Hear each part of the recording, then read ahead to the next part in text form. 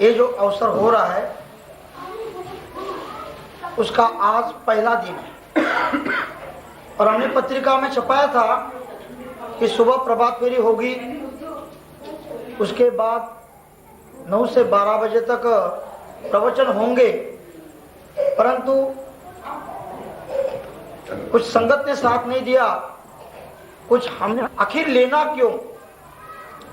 और हर धर्म के अंदर नाम दिया जाता है, हर धर्म के अंदर यही कहा जाता है कि हम जो आपको नाम दे रहे हैं इस नाम के द्वारा ही आपका उद्धार होगा। तो इस धर्म में नाम लेने का महत्व क्या है?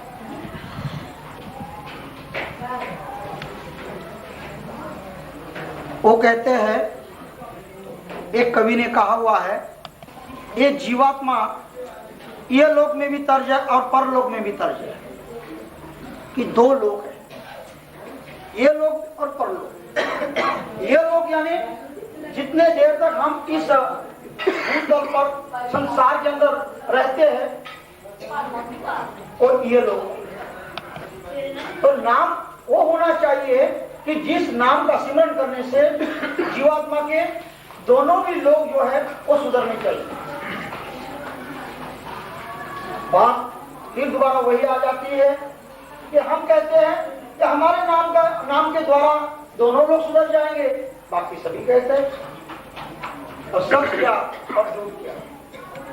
परंतु सच और झूठ की जो पहचान होती है वो जीवात्मा जब उस नाम को ग्रहण करता है, उसको जो अनुभूति होती है उसके द्वारा ही बताया जा सकता है, वरना बताना बड़ा मुश्किल है। ज्ञान के अंदर जिसको जितना ज्ञान हुआ है वो उस ज्ञान के अनुसार कहता है मुझे जितना मिला हुआ है उस ज्ञान के अनुसार मैं सही हूं।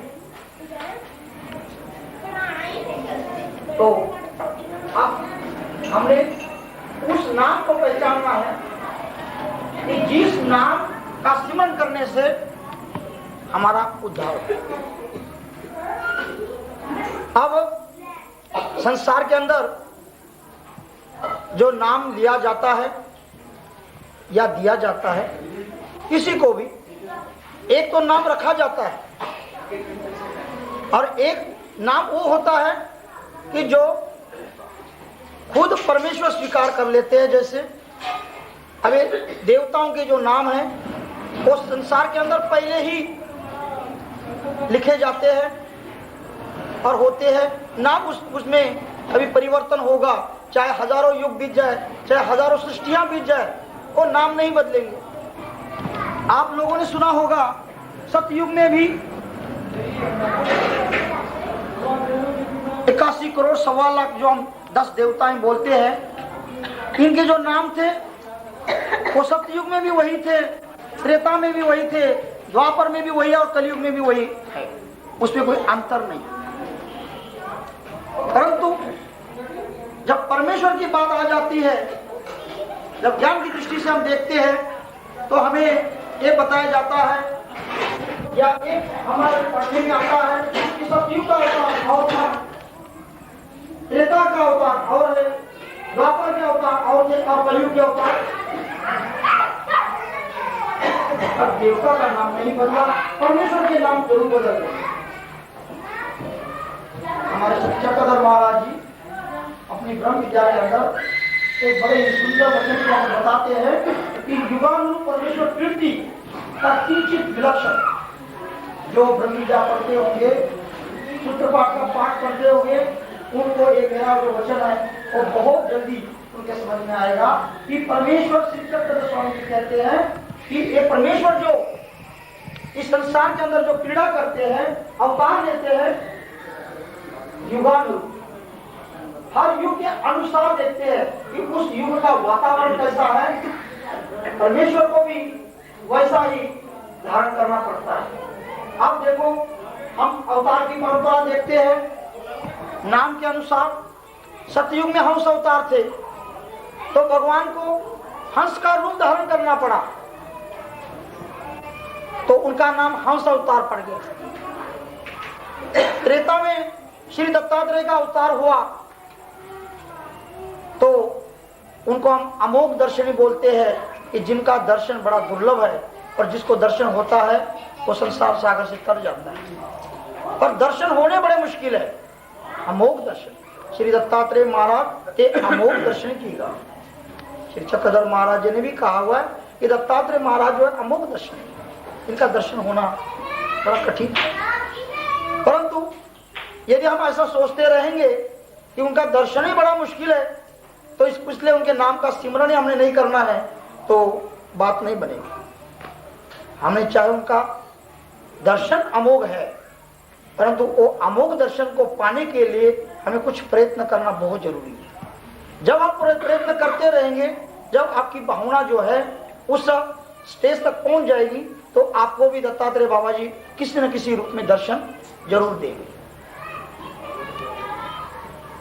उसके बाद आता है द्वापर युग। द्वापर में भगवान कृष्ण के नाम से मतलब भगवान प्रकट हो गए।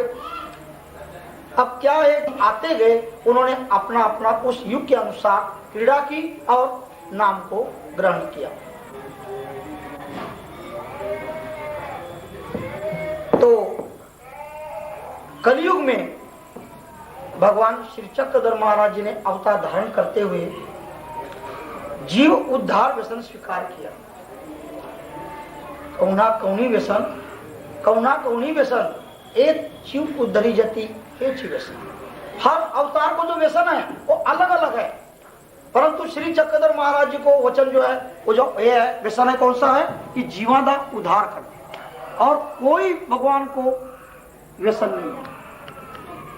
इसलिए जब आपको नाम दिया जाता है तो अपने अपने आपके गुरु जो होते हैं वो आपको एक मंत्र बताते हैं।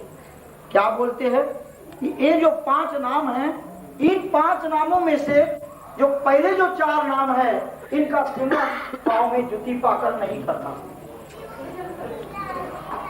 जगह भी सही होनी चाहिए, सिमरन करते वक्त आपका विधि युक्त आचरण भी होना चाहिए।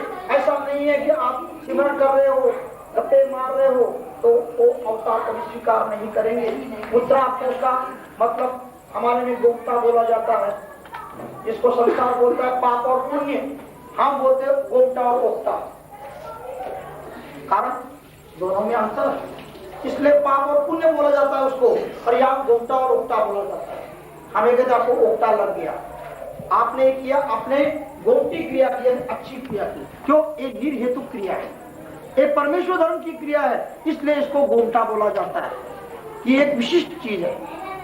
और पुण्य जो है जो सहजता से पाया जाता है, कमाया जाता है, पर गोप्ता को नहीं पाया जाता। जब जीवात्मा को विधि का ही पता नहीं होगा तो वो गोप्ते का आचरण कैसे करेगा, कैसे हमको गोप्ता प्राप्त होगा। जैसे आप पूजा करते हो, हम कहते हैं आपको गोप्ता मत, इसमें पूजा करने से आपको गोप्ता लगेगा। यानी भगवान ने कहे वचन का आपने पालन किया हुआ है, आपको इस क्रिया का आपको गोप्ता मिलेगा। परंतु आपने जो किया उस विशेषों को भी नमस्कार किया, वो भगवान के ज्ञान के अनुसार किया, अज्ञान से नहीं किया। वो अलग बात है कि आपको देखकर कोई जो नमस्कार करता है वो उनके लिए मतलब जो क्रिया का जो स्वरूप है वो भी अलग बोलते हैं। अज्ञान आश्रित माया संबंध, जो अज्ञान होता है, अज्ञान का पूर्वक उसको नमस्कार करता है, उसको माया के फल मिलते, परमेश्वर के फल नहीं मिलते। इसलिए आपको नाम देने के बाद धीरे धीरे इस बात को भी बताया जाता है कि जब भी आप विशेषों को नमस्कार करो तो आप ये अपने मुख से जरूर बोलो या मन में लाओ कि हे महाराज, जिस अवतार का विशेष हो उस अवतार का नाम अपने मन में लाते हुए या मुंह से बोलते हुए कि श्री कृष्ण का है, श्री कृष्ण महाराज आपके सेवा संबंधों को मेरा कर दो। कई बार हम स्तोत्र बोलते हैं, चालीसा बोलते होते हैं, भगवान को अपने मध्य से लगाते हैं, परंतु फिर भी हमारे मन में जो गुरु ने दिया हुआ मंत्र होता है वो आता है या आना चाहिए कि जब उसको बोलना है तो हमारे ये पवित्र चरण भगवान ने इनको हमें स्मरण करने की, इनको नमस्कार करने की महाराज ने आज्ञा दी है। इसलिए हमने आपके मन में होना चाहिए परमेश्वर के सेवा संबंधों को। जो सेवा में गए और सेवा में जाने से जिसको संबंध हुआ यानी स्पर्श हुआ, ऐसे सेवा संबंधों को मेरा नमस्कार, ना कि और किसी चीज को नमस्कार करते हैं तो ये भी जो है ऐसा बोलने से क्या हो जाता है, जीवात्मा को गोमती क्रिया प्राप्त हो जाती है। गोमती क्रिया से होता क्या है कि जीवात्मा योग्य बनता है। योग्य बनने का मतलब यह है कि एक जीवात्मा परमेश्वर के प्राप्ति की तरफ अपनी राह को स्वीकार कर लेता है। उसका राह अलग बन जाता है, रास्ता अलग बन जाता है कि वो परमेश्वर के रास्ते की तरफ जाएगा और धीरे धीरे धीरे धीरे इसके संस्कार बढ़ेंगे। कई बार ऐसे में देखने को मिलता है कि कई जीवात्माओं को 80 साल भी बीत जाते हैं, 90 साल बीत जाते हैं, ना भगवान का नाम नहीं मिलता, ना उनका मन करता है कि मैं नाम ले लूं। सभी बातें स्वीकार करते हो, वो मानते हैं कि आपका धर्म श्रेष्ठ है, आपका नाम बड़ा श्रेष्ठ है, इसमें बड़ी शक्ति है, परंतु वो स्वीकार नहीं करते। उसका कारण क्या है? उसका कारण यही होता है कि उसके पिछले जन्म के संस्कार नहीं है। आपने गीता के अंदर पढ़ा होगा कि भगवान श्री कृष्ण महाराज जी अर्जुन को बोलते हैं, जब अर्जुन ने सवाल किया भगवान को कि हे प्रभु, कई जीव संसार के अंदर तुम्हारी भक्ति करते हैं और उनकी वो भक्ति पूरी नहीं होती, वो भक्ति अधूरी रह जाती है। किसी की 10 साल, किसी की 5 साल, किसी की 80 साल है, वो तो पहले ही बेचारा संसार से चला जाता है और पूरी करता भी नहीं है। जितनी होती उतनी करता है। जितना हमें भगवान ने आज्ञा दी हुई है, क्या उतना हम आचरण करते हैं? नहीं करते। जितना हमें भगवान ने बोला है ना, यदि उस पोथी को खोल कर देखो, ज्ञान को खोल कर देखो, तो ना आप लोग आचरण करते ना मैं करता हूँ। मैं दूसरे के बारे में नहीं बोलूंगा, मैं अपना बोलूंगा, मैं नहीं करता। जितना भगवान ने मुझे कहा हुआ मैं नहीं करता। फिर भगवान ने मुझे क्या देखा मेरे मुंह की तरफ, और मुझे भगवान ने ऐसा संन्यास धारण करने को मजबूर कर दिया और मैं इसमें पड़ गया। एक पिछले मेरे संस्कार, इसलिए संस्कार ने मुझे मजबूर कर दिया कि तुम्हें जन्म यही लेना पड़ेगा। मेरे माता पिता ने मुझे बचपन में ही दान दिया। उन्होंने सिर्फ नाम लिया हुआ था, उनको कोई धर्म का ज्ञान नहीं था। जब हमें दिया उनको ज्ञान नहीं था इतना, अभी नाम लिया हुआ था उन्होंने। वो हमारे आश्रम में आया जाया करते थे सतारा के, तो हमारे गुरु जी थे, दादा गुरु, परदादा गुरु बोलना पड़ेगा। तो हमारे पिताजी आए, नाम लिया हुआ था, अभी 6 महीने साल हुआ था उनको। तो हमारे दादा गुरु कहते हैं, बेटा मैं तेरे को एक चीज मांगना चाहता हूँ, तो देगा मुझे? पहले शिष्य जो थे बड़े आज्ञाकारी हुआ करते थे, वो जो गुरु ने आज्ञा दी वही मानते थे। मतलब धर्म के मामले में जो अधर्म की क्रिया ना माननी चाहिए, चाहे कितना भी गुरु बड़ा हो, अधर्म क्रिया नहीं माननी चाहिए, धर्म की क्रिया माननी चाहिए। ये मेरा भी सिद्धांत है। जो गुरु सही बतावे, भगवान के वचनों को ही बता दे कि जो मैं दोनों कल कह दूं कि भक्तान जी तुसी मेरे से नाम लिया, मेरे आज्ञा के बगैर किसी महात्मा को दंडक नहीं करना, ऐसे गुरु का कभी वचन नहीं मानना। क्यों कि वो गुरु भगवान के वचनों पे नहीं चल रहा है। जो भगवान कहते हैं मेरे साधन को नमस्कार करो, और वो गुरु कहता है कि महात्माओं को नमस्कार ना करो, ऐसा कौन सा गुरु पैदा होगा नया? वो गुरु ही नहीं है। जो भगवान के साधन को निंदा करता है या उनको कहता है मेरी आज्ञा मानो, और तुम्हारी आज्ञा माननी हमने है, गुरु की आज्ञा माननी है, परंतु कौन सी? धर्म रूप। जो भगवान ने हमें धर्म में कही हुई है, जो वचनों में आते वही माननी, वचनों के बाहर नहीं माननी, चाहे वो गुरु कितना भी बड़ा हो चाहे छोटा हो। तो हमारे गुरु जी ने हमारे पिताजी को कहा कि भाई बेटा मैं तेरे को चीज मांगना चाहता हूँ, क्या तू देगा? तो हमारे पिताजी कहते हैं, गुरु जी मुझे आपका तो वचन तो मैं तोड़ नहीं सकता, क्योंकि ये जो बात है ना हमारी, ये है आज से 45 साल के पहले मैं जो बोलने जा रहा हूँ। समय का बड़ा परिवर्तन होता जा रहा है। पहले सुनने में हमारे आता है कि पहले हमारे मतलब पंजाब का नियम था इधर का कि हर एक परिवार से एक महात्मा बनता था। ऐसे बुजुर्ग हमें बताते यहाँ का रिवाज था पंजाब का। और आज किसी को हमें कहे कि आपका एक बच्चा सन्यासी बनाओ या दो, कोई नहीं देगा ना देता है। बहुत दिल वाला चाहिए कोई। जैसे माता मदन सा थी ना, यदुराजा की माता, कि उन्होंने अपने पुत्रों को भगवान के धर्म पर लगाया। आज ऐसी माता पैदा होना बहुत मुश्किल है, और होगी भी और है भी, ये बात नहीं। अब जिनके सन्यास हो रहे हैं, आप आइतवार को होने वाले हैं, वो माता भी तो माता ही है थोड़े जैसी, या उनको अपने पुत्र प्यारे नहीं है, परंतु धर्मरूप क्रिया ने उनको ऐसा बांधा हुआ है उनके संस्कार इतने बड़े हैं, उनके भी और दोनों के भी, लेने वालों के और देने वालों के, कि वो एक दूसरे से बंधन में बांधे हुए हैं। ना वो इनको कह सकते हैं नहीं देना, ना वो बच्चा कह सकता है मैंने मतलब ना लेना, वो दोनों एक दूसरे के बंधन में बंधे हुए हैं। तो हमारे पिताजी को भी कहा हमारे गुरुजी ने कि मैं तुमसे एक चीज मांगना चाहता हूँ। हमारे पिताजी ने कहा बेटा तो गुरुजी क्या मांगना चाहते हो, मुझे इतना बता दो कि ताकि मैं अपनी पूरी सेवा कर सकूं। आप मुझे कल कह दो कि गुरुजी मैं मतलब गुरुजी कहोगे मुझे लाख रुपए दे दो और मेरे पास इतनी ताकत नहीं, मैं आपको लाख रुपए कहाँ से ला दूंगा, यही ताकत नहीं है, मैं कहाँ से ला दूंगा। इसलिए मुझे इतना बताइए सिर्फ कि मैं आपकी क्या सेवा करूं, ताकि मैं वचन तब दूंगा, ऐसे वचन मैंने देना है। उन्होंने कहा बेटा कोई ऐसी चीज नहीं है कि जो तेरे को मुश्किल लगेगी। कहते फिर भी बताओ मांगना क्या चाहते हो। उन्होंने कहा मैं तुम्हारे सारे बच्चे, जितने तुम्हारे बच्चे होंगे बच्चे मैं दान में मांग।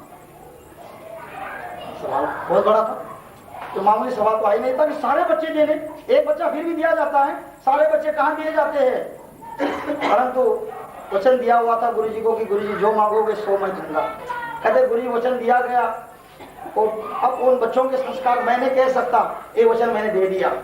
हमारी माँ से भी नहीं पूछा कि हमारी माँ बुरी भोली थी, उसको पता ही नहीं लगता था मैं किस दुनिया में हूँ। हाँ जी, तो माँ को उन्होंने बोला होगा, पिता ने भाई गुरुजी ने ऐसा बोला हो, क्या बोलेगी बेचारी भोली वाली। कहती है जैसा तुम्हें लगता है ठीक है करी जाओ।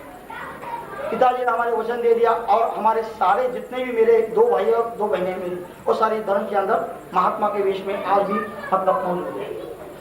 कहने का मेरा मतलब ये है कि हर चीज संस्कार के अंदर आती है। मैं आपको ये बताने जा रहा था कि भगवान अर्जुन ने भगवान को जब सवाल किया था कि महाराज उस जीव की गति क्या होती है ये बता, तो भगवान ने कहा था अर्जुन न मे भक्त अपरंश, मेरे भक्त की दुर्गति नहीं होती। जो मेरा भक्त एक बार बन जाता है, एक बार मेरा नाम ले लेता है, संन्यास लेने की तो बहुत दूर की बात है, उसका क्या होना है, नाम लेने वाले की भी दुर्गति नहीं होती, तो संन्यास लेने वाले की दुर्गति कहां से होगी। तो अर्जुन को भगवान कहते हैं अर्जुन ऐसे जो जीव होते हैं जिन्होंने मेरे धर्म का आचरण किया है, चाहे 10 दिन का किया, चाहे 5 दिन का किया हुआ है, वो अगले जन्म में मैं देखता हूं कि अब इनका जो गोमती रूप क्रिया है वो कितने स्टेज में पहुंची हुई है, 2 आने हैं, 4 आने हैं, 6 आने हैं, कितनी है, और देखकर मैं अगले जन्म में उसको वैसे ही घर में जन्म देने तक भी नहीं लाना चाहिए। क्यों कि जब आपकी वो क्रिया करने की बारी आएगी, चाहे संन्यास लेने की, चाहे नाम लेने की, तो वही आपका सोचा हुआ वो आगे आएगा और फिर आप रोगे। जैसे आज हम रोते हैं कि मैं चाहती हूँ महाराष्ट्र में जाना, ये जाने को ही देता नहीं, अतः मैं तो भगवान को 100 बारी प्रार्थना कर चुकी हूँ, पर 100 बारी तो आज कर रहे हो ना, इसलिए हमने आपने क्या किया था, इसलिए तो आपने 100 बंदों को मतलब रुकावट डाली थी, तो अब 100 बार आपको तो कष्ट सहना पड़ना है। यानी किसी की क्रिया में रुकावट नहीं डालनी चाहिए, जितनी होती उतनी करनी चाहिए। और जब हम भगवान को प्रार्थना करते हुए भी जब वो हमें दिखाई नहीं देती कि भाई भगवान मेरी सहायता कर रहे, नहीं करते, फिर क्या करना चाहिए, फिर उसका प्रसव होना चाहिए, प्रायश्चित करना चाहिए, दुख करना चाहिए, भगवान के आगे रोना चाहिए कि भगवान मैं जब चाहती हूँ कि मैं किसी महाराष्ट्र में जाऊं, किसी सत्संग में जाऊं, किसी मंदिर में जाऊं, मैं जाने से मुझे रुकावट क्यों पड़ती है। बार बार जब रोगे तब जा करके धीरे धीरे धीरे वो जो आपका जो पिछला जो लगा हुआ जो मैल है वो धुई जाएगी। पर जब तक आपके अश्रु नहीं निकलते, अपने आंखों से सच्चे दिल से दुख नहीं करते, उतनी देर तक वो क्रिया धोई नहीं जाएगी। ये याद रखना। हम कहते ऊपर से कहते हाँ भगवान यदि मेरे को दे दे तो मैं तो जाऊंगी, भगवान दे दे, अपन भगवान कैसे देंगे तुम्हें, तुम देने को तो तैयार है भाई। अर्थ दानिया से पर जीवासी अर्थ हुआ। भगवान कहते कि हम अर्थ के दानी हैं, जीवात्मा अर्थ करके देखे तो सही, पर अर्थ करने वाला कोई नहीं, चार ही नहीं है, तो भगवान कहां से देंगे।